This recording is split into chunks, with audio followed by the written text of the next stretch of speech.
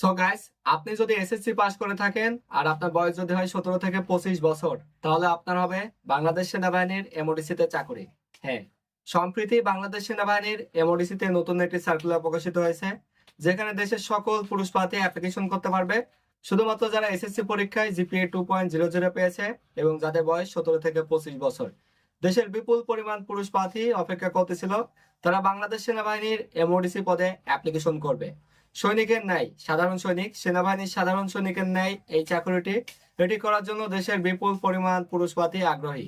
So সৈনিকের মতো যেহেতু অন্যান্য অ্যাক্টিভিটিস, কিন্তু এখানে সুযোগ সুবিধা অনেকটা বেশি যোগদান করার ক্ষেত্রে, কারণ এখানে বয়সটাই কিন্তু সর্বাধিক করা।